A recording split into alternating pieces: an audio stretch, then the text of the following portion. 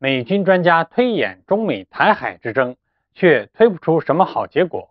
冲绳一开始就没了，甚至连关岛都保不住。各位网友，大家好，我是卢忠诚，欢迎来到忠诚 Talk。美国现在自认为是全球的霸主，历来是想打谁就打谁。当然了，本着不小瞧任何对手的原则，美军对自己的每一个潜在对手都是认真研究，并习惯于对各式作战构想进行兵棋推演。每年呢，还举行大量的实兵演习，这充分显示出美国人的好战的本性。历史上美军最著名的兵棋推演有模拟苏军大规模攻击西欧、海湾战争、模拟朝鲜攻击韩国等等。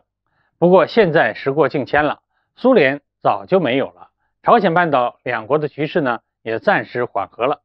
这个时候，确定了重回大国竞争军事战略的美国又开始盯上了中国，而且美国构想的战场就在台海地区。不过不推演不知道推了就吓一跳。实话说90年代美国也做过类似的推演，不过结局呢没有太大意外，美军认为自己可以轻松取胜当时的中国军队。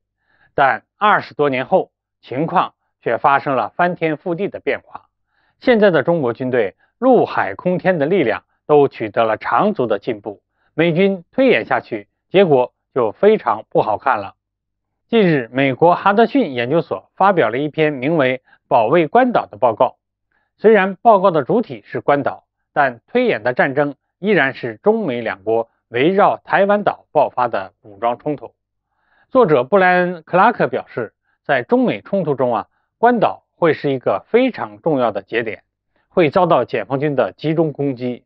这里有点奇怪按理说美军距离台海最近的基地是位于冲绳的美军基地群，怎么这位美国专家却提起关岛呢？原来现在美国国内已经基本形成了一个共识，那就是冲绳基地群在中美冲突中存活的可能性非常小。假如两军开战，可能一开始这里就被解放军导弹吞没了，所以就没有必要再提了。既然冲绳没了，那么美军就只能后移，关岛就是重要的二线支点了。可能在10年前美军还认为关岛是足够安全的，现在需要打一个大大的问号了。克拉克认为解放军的远程投送能力还在继续增长，到2025年，中国会拥有3艘航母、12艘大型登陆舰、8艘055型万吨驱逐舰。中国空军的5代战机的数量会达到150余架，火箭军的远程导弹数量也会超过200枚。尤为重要的是解放军海空作战力量没有任何后勤补给之忧。而美军虽然数量庞大，但平时必须分散在世界各地维持美国的霸权。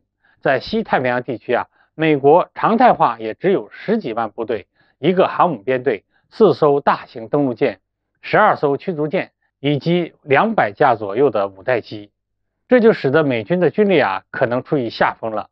这是几十年来美军第一次面对这样的局面，岂能不惊慌呢？就算战时美军最多再调集来2个航母编队及其附属力量，但庞大的后勤补给将成为美军的巨大弱点，持久作战导致美军很难占上风。所以美军推演台海之战，结果推了个寂寞。当然了，克拉克针对美军这种落后的情况，还是洋洋洒洒的提了一些意见的。不过归根到底也没有什么新招，顶多也就是建设更多的基地，分散关岛的压力，比如在塞班岛和天宁岛建设机场。可这样就行了吗？中国的导弹能打到关岛，难道就不能打到天宁和塞班岛吗？西太的军事平衡已经被打破了，而中国正在扩大这种优势。除非美国舍弃世界各地的利益，把其他地区的兵力都调来西太，否则它根本无法改变这一趋势。好，各位网友，我们今天的话题就聊到这儿，欢迎大家留言交流，我们下期再见。